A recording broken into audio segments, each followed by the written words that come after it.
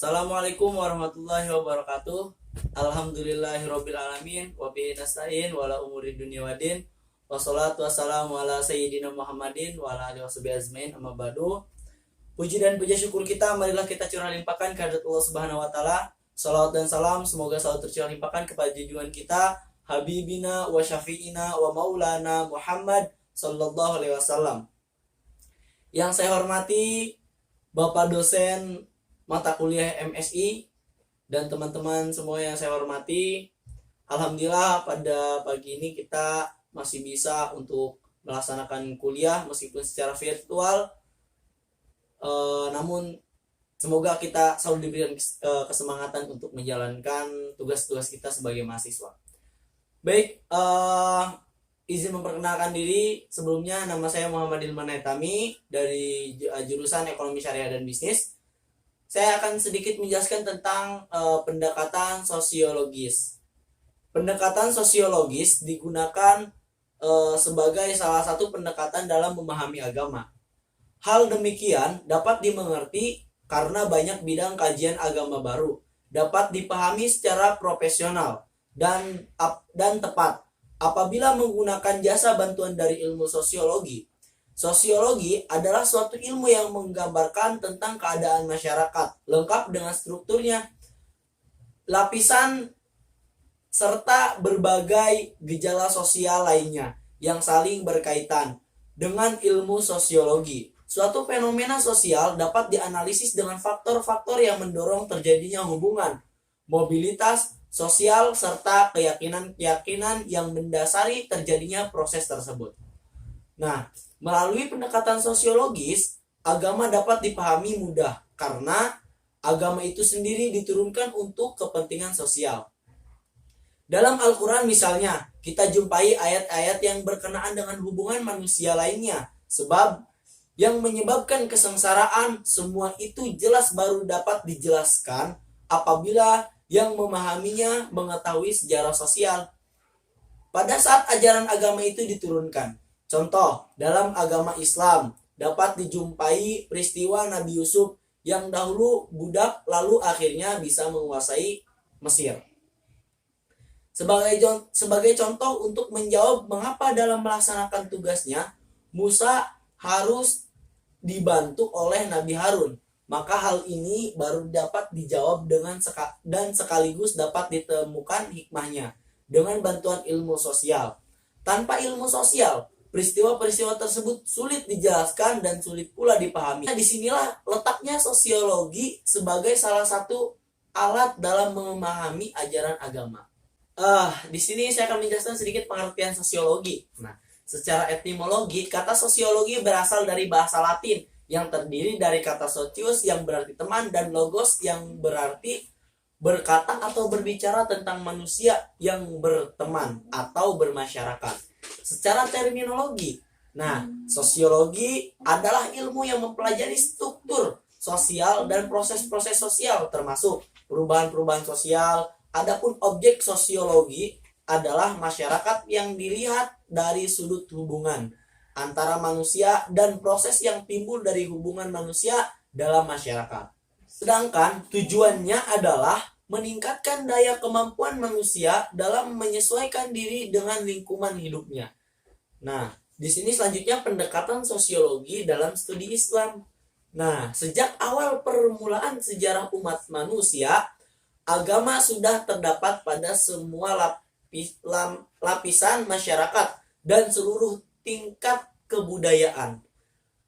Dewasa ini kehadiran agama semakin dituntut terlibat secara aktif di dalam memecahkan berbagai masalah yang dihadapi umat manusia.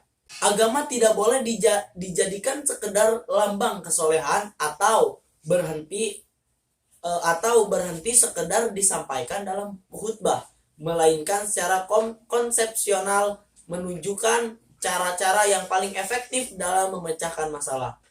Nah, tuntutan terhadap agama seperti itu dapat dijawab manakala pemahaman agama yang selama ini banyak menggunakan pendekatan teologis normatif dilengkapi dengan pemahaman agama yang menggunakan pendekatan lain yang secara operasional, konseptual, dapat memberikan jawaban terhadap masalah yang timbul.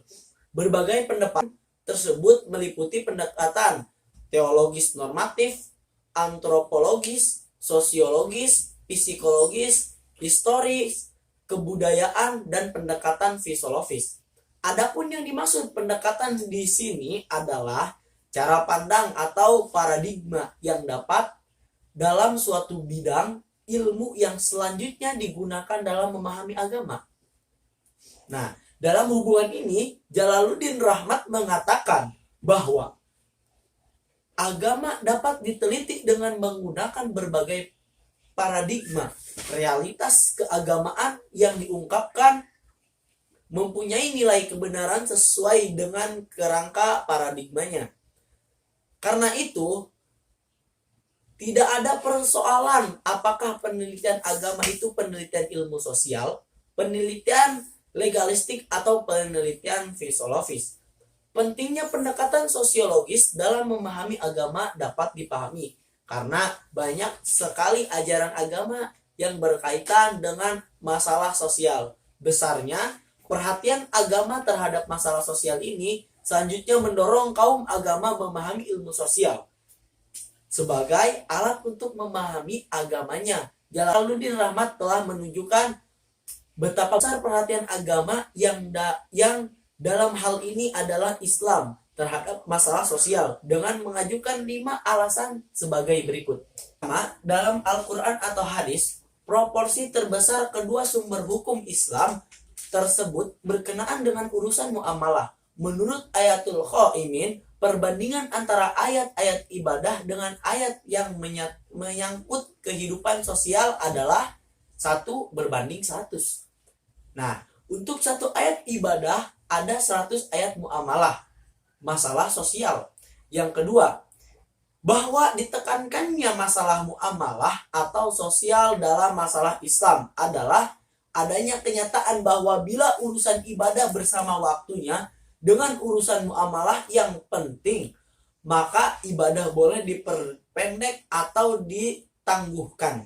Tentu bukan ditinggalkan, melainkan dengan tetap dikerjakan sebagaimana mestinya.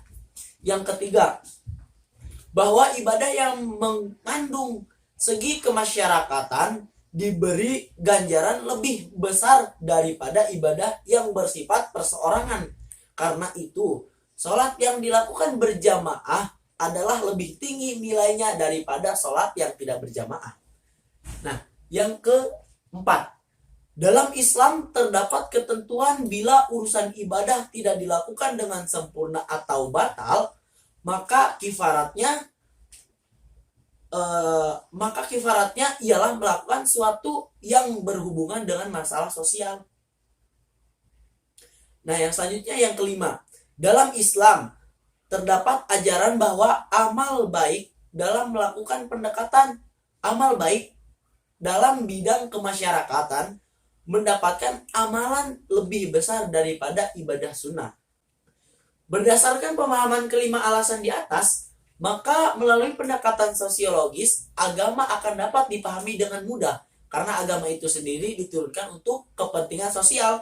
Dalam Al-Quran misalnya dijumpai ayat-ayat yang berkenaan dengan hubungan manusia dan manusia lainnya, sebab yang menyebabkan terjadinya kemakmuran suatu bangsa dan sebab-sebab yang menyebabkan terjadinya kesengsaraan itu hanya baru dapat dijelaskan apabila yang mengetahui sejarah sosial pada ajaran agama itu diturunkan. Nah, dalam kajian pendekatan sosiologi dalam studi Islam, banyak para penulis, baik penulis dari Barat maupun penulis Muslim itu sendiri, yang telah menghasilkan karyanya tentang sosiologi yang ada hubungannya dalam memahami agama. Nah, selanjutnya kesimpulan. Nah, kesimpulan dari materi yang saya jelaskan, selama ini umat Islam banyak memahami agama hanya melalui pendekatan secara teologi normatif tanpa dilengkapi dengan pendekatan-pendekatan yang lainnya. Nah, sehingga agama hanya dijadikan sekedar lambang kesolehan, mengklaim dirinya sebagai yang paling benar dan memandang paham orang lain keliru dan seterusnya. Nah, tetapi sebaliknya, jika umat Islam dalam memahami agama menggunakan pendekatan teologis, dilengkapi dengan menggunakan pendekatan-pendekatan lainnya, nih seperti pendekatan antropologis, sosiologis, psikologis, historis, kebudayaan, dan pendekatan filosofis. Nah, yang secara operasional konseptual dapat memberikan jawaban terhadap masalah yang timbul melalui pendekatan sosiologis. Agama akan dapat dipahami dengan mudah karena agama itu sendiri diturunkan untuk kepentingan sosial. Nah, dari beberapa di atas tadi itulah pemaparan materi tentang di sini tuh tentang pendekatan sosiologis. Nah, mungkin hanya itu sedikit yang bisa saya sampaikan, materi yang bisa saya sampaikan, kurang dan lebihnya mohon dimaafkan. Kalau misalkan dalam pembacaan atau pemahaman materi kurang menguasai, mohon dimaafkan karena saya juga sama masih belajar. Terima kasih. Ungdur makola walatantur makola ingtang surullaha yang surukum wa isabit akdamakum billahi fi sabilillah hadanallahu wa yakum ila siratim mustaqim. Wassalamualaikum warahmatullahi wabarakatuh. Terima kasih.